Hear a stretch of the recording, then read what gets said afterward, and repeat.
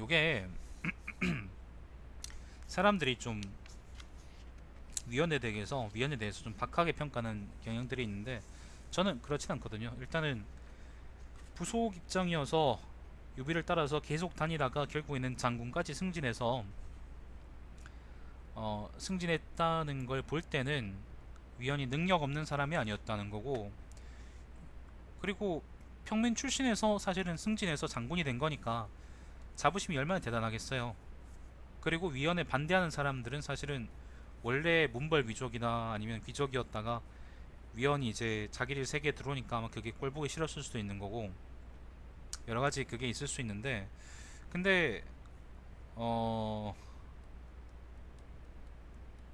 마지막에 그 뭐예요, 그 다리들 불태우고 이제 온 거는 사실은 변호할 수 없는 이야기고, 다만 요것도 진수가 마지막에 평가한 것처럼 한중으로 되돌아왔잖아요. 위원이 한중으로 되돌아온 걸 생각을 한다면은 사실은 맹달처럼 여차하면은 사실 장안으로 토양에 갈 수도 있었는데, 한중으로 되돌아왔다는 거는 위원이 이제 파초 그니까 촉한에 엄밀하게 얘기해서 반역을 일으킬 생각이 없었다는 것이고, 그거는 아마 여기서 다리를 태우고 이제 남쪽으로 도망간 것은 아마도 그 급박한 상황에서 어떻게든 한중을 먼저 점거하고 양해를 조져야지라는 그 집념에서 나온 것이라고 생각할 수 있을 것 같습니다. 그리고 또 좌우국 계책을 가지고 우리가 좌우도 계책을 가지고 많이 사실 우리가 위헌이 멍청한 것이다라고 얘기를 하는데, 사실은 우리가 제갈량이 항상 조심하고 항상 세심하게 계책을 짜고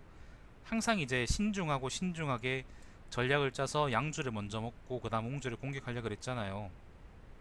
근데 결과적으로 제갈량의 예측은 잘 안됐죠.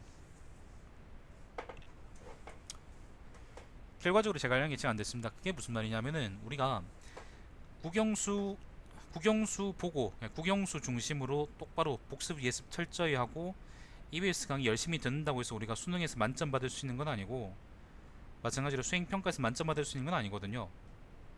노력이나 아니면은 타당함이나 아니면은 바른 길을 걷는 것만으로 그 사람이 성공하거나 아니면 그 생각이 이루어지거나 그런 거는 아니라는 거죠. 그렇기 때문에 사실은 하우무가 장안에 있을 때라든지 아니면 여러 가지 상황들을 따져봤을 때 위원이 좌우국으로 들어가서 장안을 직접 치자고 했던 거는 제갈량의 신중함이나 아니면 제갈량의 세심함, 주도 면밀함에 대한 이제 반발일 수도 있는 거고 안티테질 수도 있는 거고, 아니면은 말 그대로 그 계책이 가장 성공력이 가장 이제 좀 도박성이긴 하지만은 나름대로 성공할 만한 자신감이 있었기 때문에 그렇게 얘기할 수도 있는 거거든요. 그렇기 때문에 우리가 좌우국 계책이 이제 실현 가능성이 없다고 막 그렇게 우리가 위헌은 필요 없는 장수라거나 아니면은 뭐 그 멍청한 소리라고 뭐 그렇게 얘기할 것까지는 저는 없다고 저는 생각을 합니다. 그 이후에 북벌에서 이제 제가 위헌이 보여준 또 그 전술적인 능력을 고려한다 그러면 아마도 이제 그 제갈량 같은 그런 사람들은 절대 하지 못했겠지만 아마 도박성으로나마 했다면은 아마 역사에 나름대로 이름을 남겼을 만한 그런 작전이었다고 저는 생각이 드네요. 물개마왕님은 노력도 안 하고 수능도 엉망으로 쳤다는 거는 뭐 그거는 네, 그래요. 승리라고 합시다. 저보다 돈 많이 벌잖아요. 그럼 승리자지 뭐. 승리자지.